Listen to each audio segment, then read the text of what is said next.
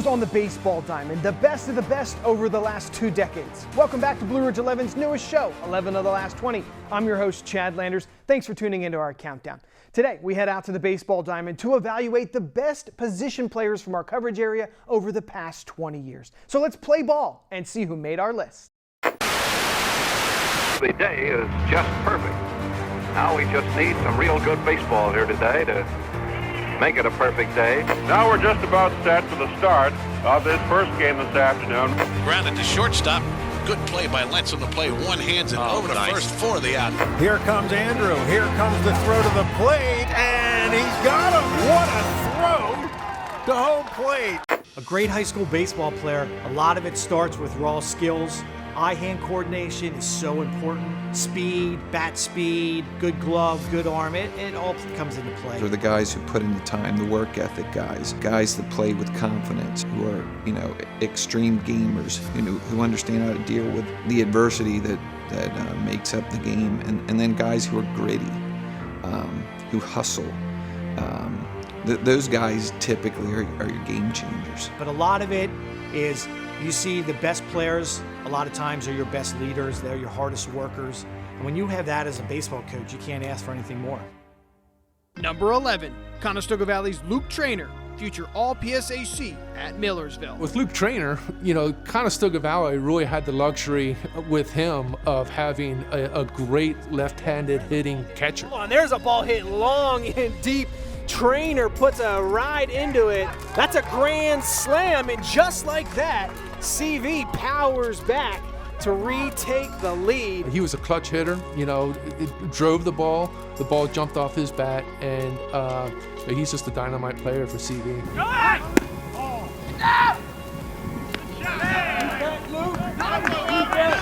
He was the player that, you kind of highlighted on their lineup as a guy who could potentially do some damage. And that one is shot towards the gap in right center, and that will indeed bring home a run. Ended up doing it against us on a number of occasions. One of those rare lefty swinging catchers. He has a great swing, which is always a commodity. In high school, you could certainly see that Luke had some power. Left-handed hitting catchers don't come around a whole lot. So you get a left-handed hitting catcher with power, with pop, boy, that's more than you can ask for. I think he probably flew a little bit under the radar, but has gone on to really put his name out there for Johnny and Millersville.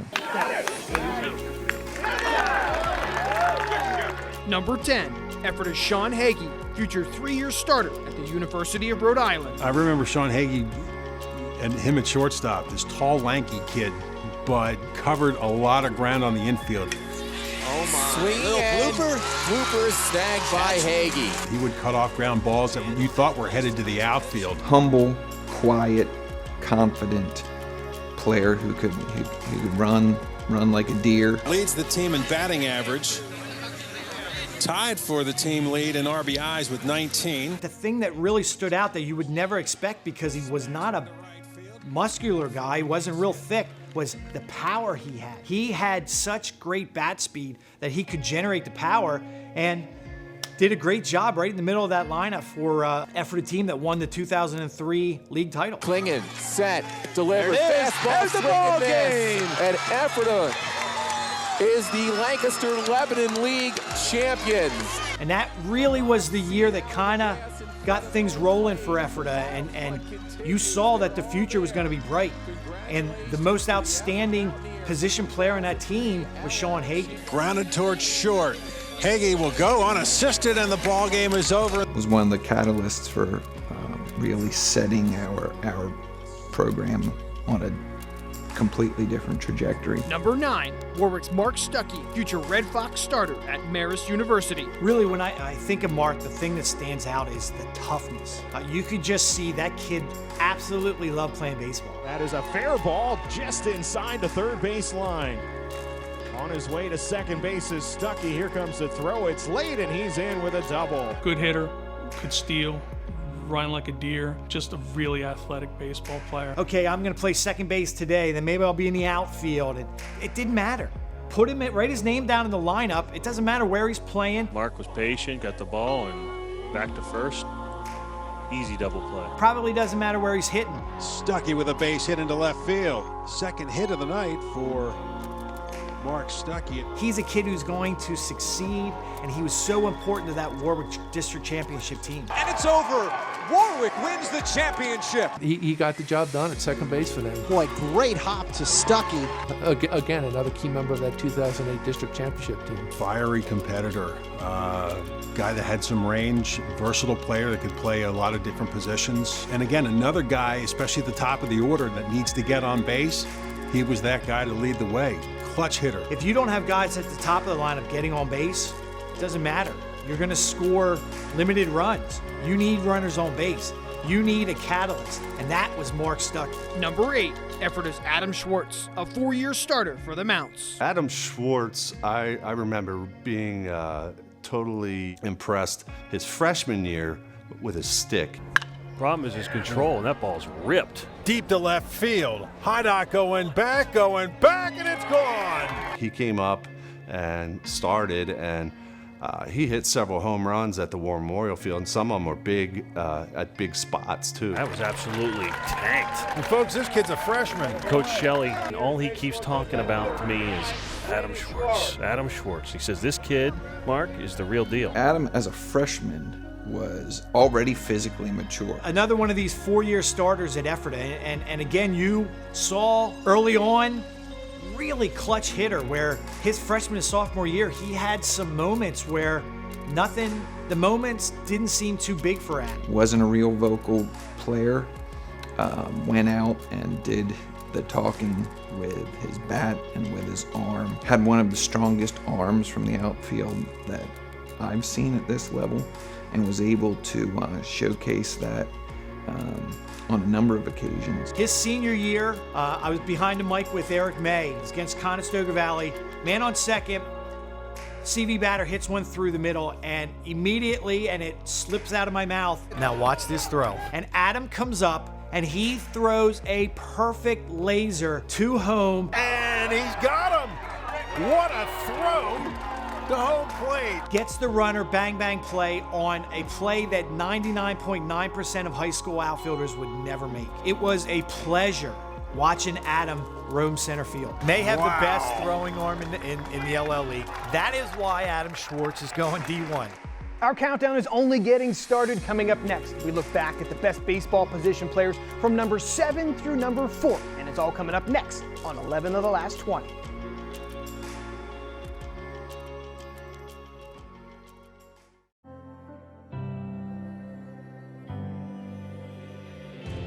Welcome back to 11 of the last 20. Next on our countdown is a Manheim Central player who took away hits up the middle and led the Barons to successful seasons at the turn of the century. Check him out. Number 7, Manheim Central's John Lentz, future Tribe ball player for William and Mary. What can you say about John Lentz, man? He was just a great player. Excellent defensive shortstop. Good play by Lentz on the play. One hands it over to first for the out. Nice job, John Lentz. Clutch hitter, great range, great arm, was a stud pitcher for them. John was a kid at shortstop who just had unlimited range. He was another one of these kids, was tall, a little lanky, but could just get to the ball. This has popped up. Shortstop Lentz is calling for it. He and Mumal were both there, and I believe Lentz came down with it. He did. Made plays. If he got to a ball, he was going to make the play. Quick feet, great hands, defensively and offensively with the hands. He was just a very athletic shortstop. Fielded cleanly, and the fire to first is in time. Offensively, John was right in the middle of the Manheim lineup, and clutch base hits, had some power, had some speed. He would hit a lot of gappers. You would see it. He'd hit the gaps and he would take off and you'd just watch him run. He was a part of that Manheim Central team at the end of the 90s into the 2000s that was rolling. League playoffs, district playoffs. Right in the middle of it was John Lentz. The baseball IQ on that team was high, so they knew how to win. And John was a huge piece on that team. John Lentz certainly earning some favorable praise from Coach Bell recently in the paper. Coach referred to him as one of the best athletes that he's had here. I think the quiet humbleness that he went about things, maybe he didn't stand out as a major superstar, but he definitely he was one of our better players to come out of Mannheim. Number 6, Cocalico's Nick Lucky, future draft pick of the Boston Red Sox. Nick Lucky was sort of a raw player, I thought. I mean, he could hit. And that one is a shot to center field. It'll drop. Lucky with a sweet swing to center field. Speed was tremendous. Relay throw not going to be in there, and almost beating Rhodes to third was Nick Lucky. Shortstop, he had a cannon. Ground ball shortstop. Lucky up with it, fires to first. You never knew what to expect on the defensive side because he was so fast. And Lucky swipes the bag. And so aggressive. Really a delight to watch as a fan. His main thing, though, was his stick. Having a good season, hitting .516. I mean, he was really nice looking player. As good as he was offensively, it was fun to see him once he got on the bases. There he goes, Lucky, snap throw, and really that was just great heads-up base running. Because he was super aggressive, had a lot of speed, and really pushed the envelope as far as what he could do. If you're going to build a prototypical great high school baseball players, he has all the skills. He has everything you need to be a great high school baseball player. All 5 tools. He hits for average, for power, great defense, throwing ability, and speed. Kind of unremarkable, and you don't see a whole lot of that in Northern Lancaster County. Probably one of the top 3 or 4 players to ever come out of Cocalico. Certainly had a prestigious high school career. But it's going to be Lucky that makes the catch over the shoulder to end the inning and the ball game. Number 5, Mannheim Central's Mike Kemp, Barron's all-time leaders in hits and runs. For me, Mike was one of my only players that I had start for me for 4 years. He was that talented at catcher that we had to play him freshman year at catcher. Great job by catcher Mike Kemp throwing out Tim Sinnott.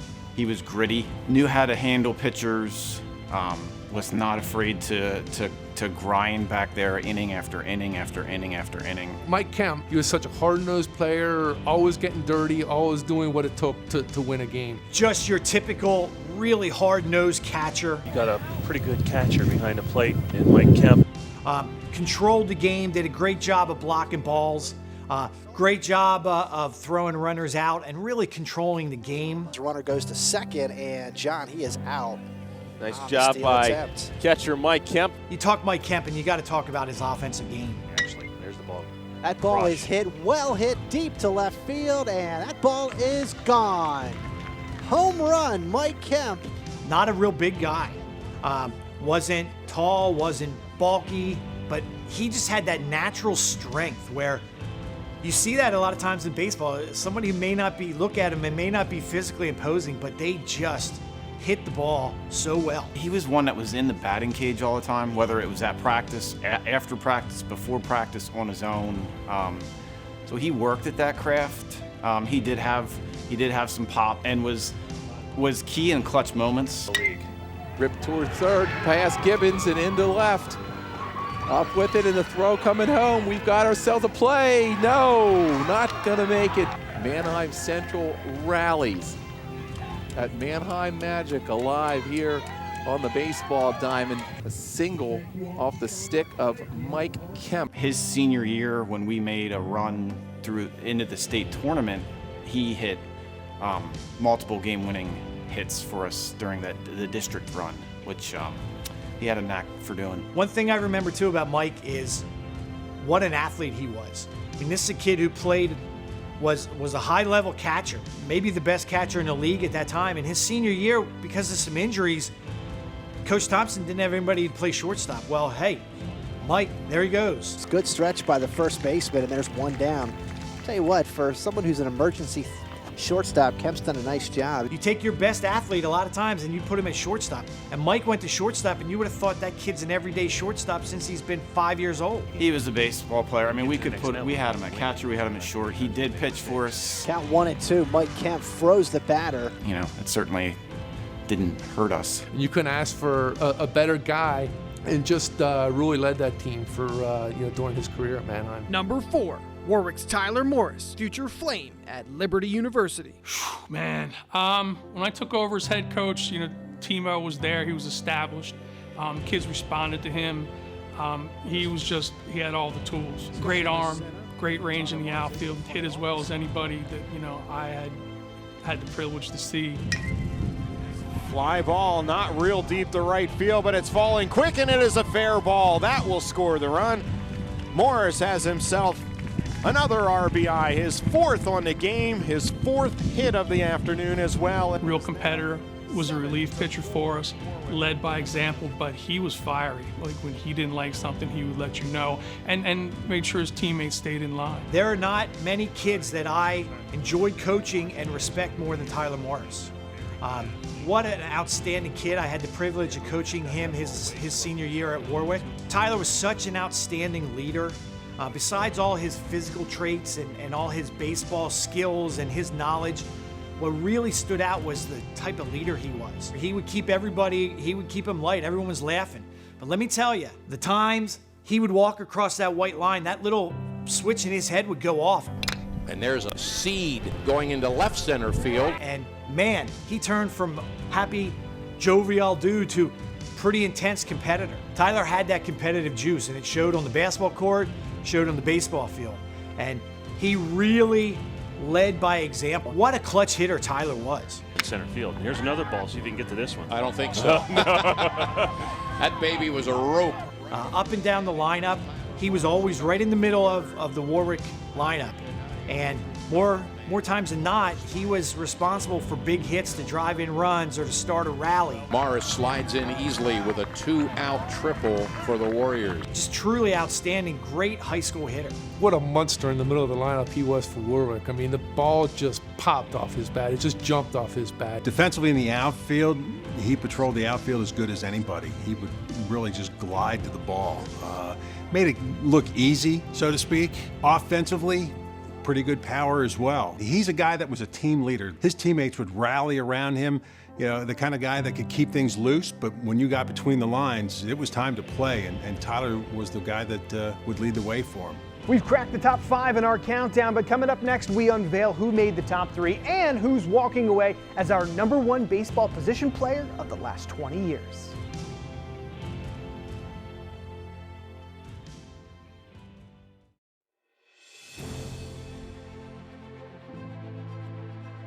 We're back on 11 of the last 20, and it's time to dive right into the top 3 baseball position players on our list. Next up, this Garden Spot Spartan not only was a hitting machine for 4 years, but made plenty of spectacular plays at shortstop. Number 3, Garden Spot's Brock Kaufman, future All-PSAC at East Stroudsburg University. Brock Kaufman. Oh yeah, I know a lot about that dude. Oh, that pitch is drilled in the gap in left center field. Ocker on the run is not going to get it. Kaufman making the turn at second. He is headed for third. The throw is going to be late. It's going to be a triple for Brock Kaufman. I had sons who played high school baseball that were the same age as Brock when he was at Garden Spot. So I had the privilege of coaching against Brock since he was like 10 years old. And you could see from an early age, this kid was a stud. Rounded to short, smothered by Kaufman, 1 to first. They got the double play. What a smooth turn. He had everything you look for in a baseball player, all of the physical skills, but really the thing that stands out to me with Brock is his mental approach. He is tough as nails. You never saw things bother him on the field. He may occasionally, and I say very occasionally, boot a baseball. You'd never know. Next ball, 5 more hits to him the same inning, and he'll make every play. Brock Kaufman with the backhand. 1 pitch, 1 out. So his mental approach was just something that you just don't see a lot of in high school baseball, and he was just so tough. 4-year starter, which is something that you don't really see all the time in high school baseball, but a tough competitor. Tagging at third is Kaufman. He will come in to score. Good power, good average, and again, another guy I think was kind of underrated defensively because you look at him physically, he might not look like a shortstop, but he covered a lot of range. I remember just being totally impressed by this kid. More so just his leadership. He could hit, he gave him some good pitching, good arm, good at shortstop. He was a real nice player. What really stood out to me is the type of player Brock was. Real gritty, guy we would have loved to have play high school for us. I really thought when I watched him, felt like, boy, there's a guy that plays the same style of baseball we play. So he was fun to watch. He led that garden spot team. He threw him on his back and said, fellas, let's go. Because they had some top end talent at garden spot when he was there, but maybe not always the amount of talent on the full roster of some of the other teams. But with Brock, it really didn't matter because he was leading them, and you either got with him or you got lost. Number 2, Warwick Zach Schenk, future draft pick of the Seattle Mariners. I don't think you can talk about Zach Schenk without talking about what a Gold Glove fielder he was at shortstop. Warwick's had some awesome shortstops over the year, and not only with his glove, but clutch hitter. Left center field, going back to the fence, looking up, and it is gone. Zach Schenk with a 2-run blast. A solid gap hitter with some pop. The thing I remember most about is him being in the middle of that lineup of that 2008 Warwick District Championship team. They had guys up and down the lineup, but he really was kind of the glue that kind of binded them together and really got things rolling for the Warriors. Smooth, very smooth shortstop defensively. Another guy that is athletic, a clutch hitter, and deceptive power for his size. That ball is well hit deep to left field. Stahl just looks up, and that ball is gone. Zach Schenk, home run over the 360 mark in deep left center field. But also a very clutch hitter. When Warwick needed a base hit, Zach would come through. Zach had a lot of skills offensively, but he was another kid who defensively at shortstop was just so athletic in his range. He was a tall, lanky kid, but he had great footwork and he got to a lot of balls. AAA level says a lot about him and all he brought to the plate. And I remember Schenk and Stuckey, I'm going to date myself, but way back when Coach Brown started running little kids camps in the summer, he told me about these 2 kids that I was going to come help him. He says, where do you see the Schenk and the Stuckey kid? They might have been like 10, 11 years old, but even then they just showed like the ingredients you want: grit, determination. They were willing to get dirty, work as hard as they needed to, drill. Schenk into second with a double, and his night remains perfect. When things weren't going well, they took it upon themselves to go to a batting cage somewhere and take their aggressions out, but did it in a manner that allowed them to get better. They didn't go in angry. They went in and worked at a specific thing, and that's what it takes to be good at any sport. Number 1, effort is Nate Fosnot, future 8th-round draft pick of the Philadelphia Phillies. Well, when I hear the name Nate Fosnot, I think of a guy that just lived and breathed baseball. Nate Fosnot, one pitch, and he deposits it into left field for a solo home run. Nate's a 5-tool player. He could really do it all. Offensively, had a lot of pop in his bat, could run. And defensively, I remember just having a ton of range at shortstop. Ground ball to short. Fosnot with a throw across, and there is out number 1. And then he had a cannon to go with it, so he was the all-around player. He was one of those 4-year starters for Coach Shelley at Ephrata. And you saw him as a freshman, and he was pretty raw. He was kind of a thinner kid and had not grown into his body, but you could see he had some raw skills. And you just saw, it was so cool to see through the years as he just developed. His body matured, he got super strong. Fosnot really hits that one high to left field. We'll see if it carries. And it is gone. Nate Fosnot has to be your MVP of the game as he has just hit a 3-run bomb against the defending league champs. You don't want to give in to Nate Fosnot. And you just really saw all his baseball tools come into play. This kid was a 5-tool player. I think maybe underrated defensively. Good pop in his bat. Athletic. You coach long enough, every once in a while you get handed a player with, a lot of special gifts. And we knew he was going to be a really good player. But as he started to mature physically, there was a completely new dimension to his game. He was a guy who every team that we played feared. If you're Colin Whiteside, you got to deal with the best hitter on the team and possibly in the LL. And who, and you could scout him, but he still had he had some special abilities that it factor. You know, and he battled through several injuries. You know, we lost him the last game of his junior year in districts, and he came back, you know, his senior year and put together one heck of a year and led us to a district championship in 2016, our first one. A real spectacular high school career, but then went on to have a, you know, fantastic All-American year at George Washington as a junior, and, you know, caught the attention of a lot of scouts, and was the, I think he was the 244th pick overall 2 years back by the Phils. One thing about Nate, it's kind of legendary, the work ethic that he had.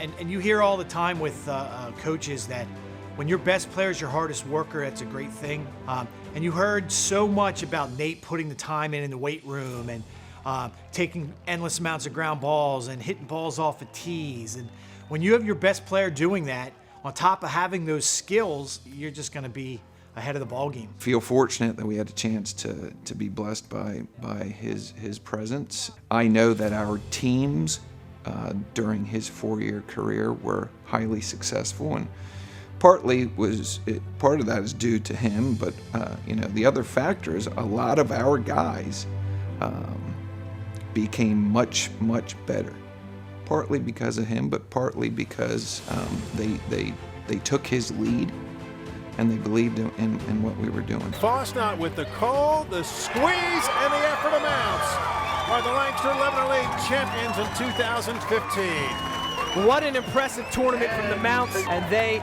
are your 2015 champions, and look at how happy they are. So there you have it. Effortless Nate Fosnot, one of the best baseball position players to ever hit the diamond in our coverage area, and number 1 on our list. Thanks so much for joining us today on 11 of the Last 20. I'm Chad Landers. Come back next time as we dive deep into a new sport and start the countdown once again to see who's number 1.